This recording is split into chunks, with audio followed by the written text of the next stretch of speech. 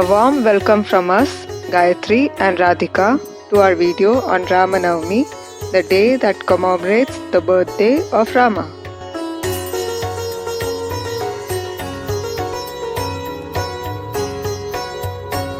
Rama, one of the most cherished avatars of Vishnu, was born in the Solar dynasty on the 9th day of the waxing moon of the lunar month Chaitra that coincides with the final day of Vasanta Navratri.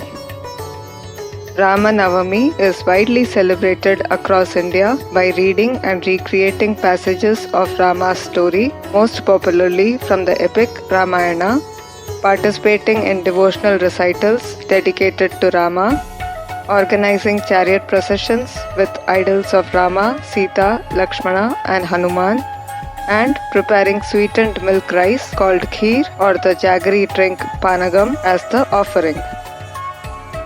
In this video, as we relive Rama's journey by portraying one milestone incident from each of the 7 phases of Rama's life, we also uncover their backstories to shed light on the premise behind the actions of certain characters during these defining moments of this legendary tale. Part 1, Bala Kanda. This is the scene where the Ayodhya king Dasharatha decides to perform a ritual to beget heirs, thus paving the way for Rama's birth. Here is sage Rishyashringa performing the Putra Kameshti Yagya for Dasharatha with the king's 3 wives, Kaushalya, Kaikeyi and Sumitra, looking on in eager anticipation. Pleased by the ritual offerings, the demigod Agni comes out of the fire and gives them a bowl of kheer for conceiving children. Consuming 1/4 portion of the kheer, Kaushalya gives birth to Vishnu's avatar, Rama. Kaikeyi begets Bharata, and Sumitra gives birth to the twins Lakshmana and Shatrughna after having 2 1/4 portions obtained from Kaushalya and Kaikeyi. The prime reason why Vishnu took birth as Rama was to give deliverance to his 2 dear devotees who had taken birth in the mortal world due to a curse. Jaya and Vijaya were the gatekeepers of Vishnu's abode, Vaikuntha. Once, the 4 boy sages called Sanakadika Kumaras approached Vaikuntha with the desire to meet Vishnu. Mistaking them to be ordinary children, the gatekeepers denied them entry. Enraged at their arrogance, the Kumaras cursed Jaya and Vijaya to take multiple births in the material world as sworn enemies of Vishnu so that they can overcome their vices. Knowing that the curse cannot be reversed, Vishnu assures a distraught Jaya and Vijaya that he himself would come to liberate them from their mortal bodies each time, and at the end of their 3rd cycle of birth, they could once again permanently reside with him in Vaikuntha. After taking birth as Hiranyaksha and Hiranyakashyap and getting killed by Vishnu's Varaha and Narsimha avatars respectively, Jaya and Vijaya are next born as Ravana and Kumbhakarna in their 2nd cycle of birth, for whom Vishnu takes the avatar of Rama.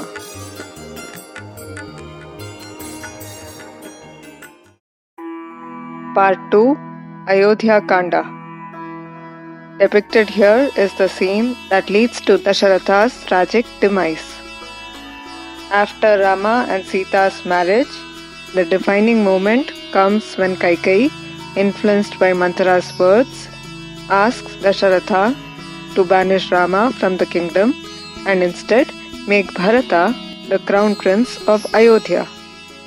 Years ago, when Kaikeyi had helped Dasharatha during a war by riding his chariot and further saved his life during a perilous situation, a thankful Dasharatha had vowed to grant 2 wishes to Kaikeyi and fulfill them whenever she asked. Bound by that promise, a heartbroken Dasharatha is forced to send Rama away from Ayodhya on a 14-year exile, who is then accompanied by Sita and Lakshmana, while Bharata is later mortified to learn about the proceedings. Though this facilitates in paving the path for Rama to fulfill his mission of ending the menace of demons around the world, it however leads to Dasharatha's retribution for the inadvertent sin he committed during his younger days. Shravan Kumar was a hermit who was devoted to serving his blind aged parents Shantanu and Gyanavati. To fulfill their desire of going on a pilgrimage, Shravan carries his parents in 2 baskets tied to a bamboo pole. While passing through the forest of Ayodhya, Shravan stops by a lake to fill water in a pot for his thirsty parents. Prince Dasharatha, who was on a hunting expedition in the same forest, wrongly assumes Shravan to be a deer drinking water and pierces him with an arrow that fatally wounds him. When a repentant Dasharatha narrates the unfortunate incident to Shravan's parents, after cursing Dasharatha to meet a similar fate, they die in the shock of their son's demise. Decades later, Dasharatha's cruel deed of separating a son from his parents comes back to haunt him, and he meets a slow and painful death in the grief of separating from his beloved son, Rama. Part 3, Aranya Kanda. This is the episode where Ravana kidnaps Sita during Rama's final year of exile in Dandaka forest. Mesmerized by the golden deer she fleetingly spotted, Sita asks Rama to find it and bring it to their hermitage. The golden deer was in fact the Asura Maricha in disguise, sent by Ravana as a distraction to lure Rama and Lakshmana away from their hut. In their absence, Ravana comes in the disguise of a Brahmana and kidnaps Sita to Lanka when she crosses the protective line drawn by Lakshmana to offer him meals. This landmark incident that ultimately resulted in the war between Rama and Ravana was actually sparked by Ravana's sister, Shurpanakha, who had an ulterior motive in instigating her brother against Rama. In her previous birth, Shurpanakha was one of the nymphs of Devaloka. She was cursed by sage Barha to be born as a demoness when, following Indra's command, she enticed him away from his meditation. Reborn as Ravana's sister, Shurpanakha fell in love with one of Ravana's commanders named Vidyutjivva and married him against her brother's wishes. A few years later, a still seething Ravana intentionally initiates a fight between himself and Vidyutjivva and uses the chance to kill him. An inconsolable Shurpanakha waits for the opportune moment to avenge her husband's death. During her rule in the Dandaka forest, on hearing the exploits of Rama, she gets convinced that he is the right person to vanquish her brother. Taking the form of an attractive damsel, she pretends to woo Rama and provokes Lakshmana into cutting her nose. She cunningly uses the incident to instigate Ravana into kidnapping Sita and marking Rama as his enemy, thus flagging off the countdown to Ravana's end and fulfilling her revenge. Part 4, Kishkinda Kanda. Shown is Vali's death, the incident that forges a friendship between Rama and the Vanara Sugriva and provides Rama the much needed impetus in finding Sita's whereabouts. Sugriva and his sibling, the Kishkinda ruler Vali, turn from brothers to enemies when Vali wrongly concludes that Sugriva left him to die in a cave with the demon Dundhubi in order to snatch his throne. On his return after overhauling the demon, a furious Vali threatens to kill Sugriva for his betrayal, at which Sugriva flees from the kingdom and settles on Rishyamukha hill. When Hanuman brings Rama to Sugriva, on hearing his sorry tale, Rama promises to kill Vali and liberate him from the constant threat looming around him. Thus reassured, Sugriva invites Vali for a duel, He wears a garland for Rama to differentiate him from his identical twin. As Sugriva is wrestling with Vali, being aware of Vali's boon to be able to take half the strength of his directly facing adversary, Rama covertly shoots a lethal arrow at Vali by hiding behind a tree, thereby killing him and fulfilling his promise. In turn, a grateful Sugriva, who is crowned as the new king of Kishkinda, helps Rama by sending his troops in search of Sita. Even though for the right cause, since Vishnu's way of killing Vali as Rama was against the ethics of a duel, Vishnu ensures Vali gets justice in his next birth, where Vali is born as a hunter named Jara and Vishnu takes the avatar of Krishna. Years past the Mahabharata war, when Krishna is resting under a tree, counting down his days in the mortal world, mistaking him for an animal, Jara shoots a lead-tipped arrow at him that pierces his foot. The poison of the lead eventually results in Krishna's death, and thus Vali, born as Jara, becomes responsible for the end of Krishna, Rama's subsequent avatar, thereby completing the circle.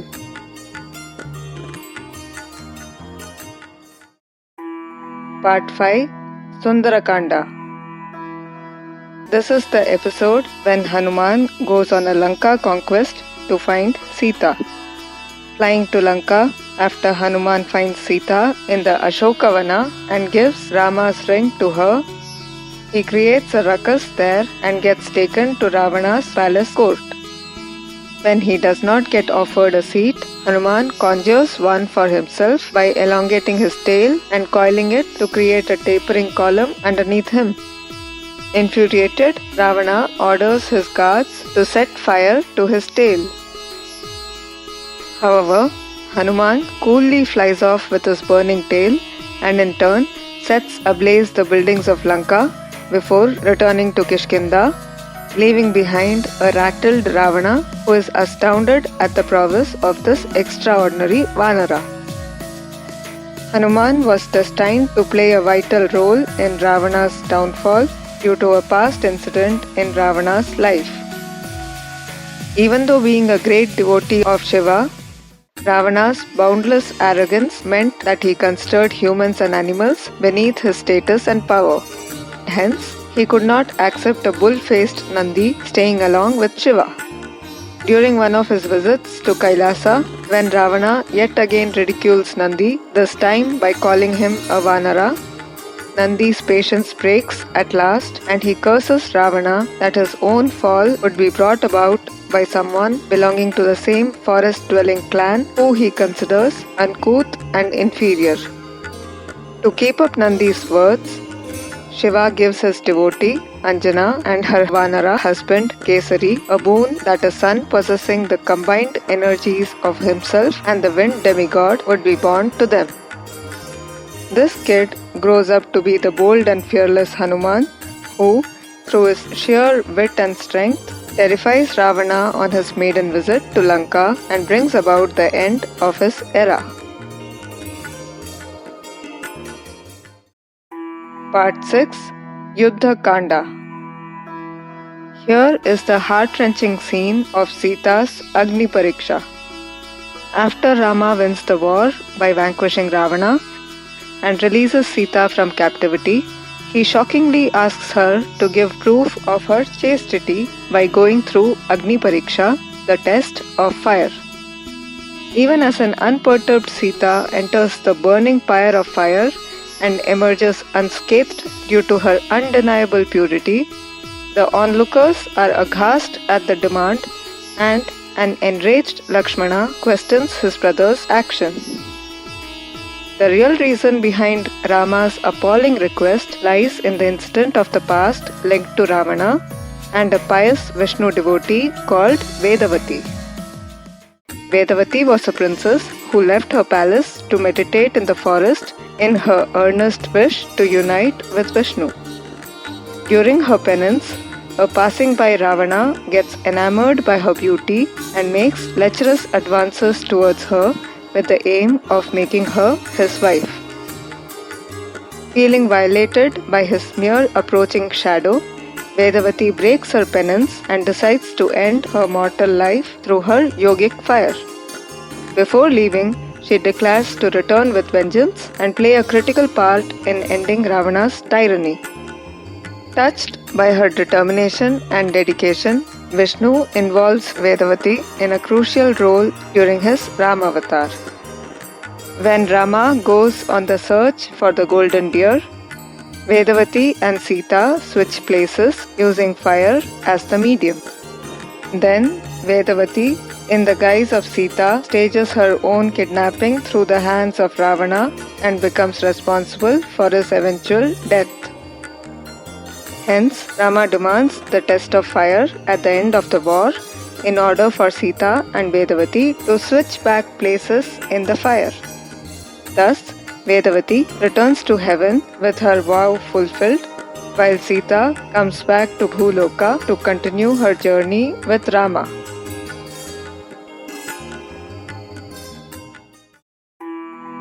Part 7. Uttara Kanda. The final part outlines the ordeals faced by Sita and Rama after their return from Lanka. During Rama's rule as the king of Ayodhya, when some residents question Sita's reputation based on her stay in Lanka, she leaves the kingdom despite being pregnant with twins. She raises her sons Lava and Kusha in the forest hermitage of Valmiki. Years later, when Rama gets to know about his sons, he wishes to bring them back to the palace along with Sita.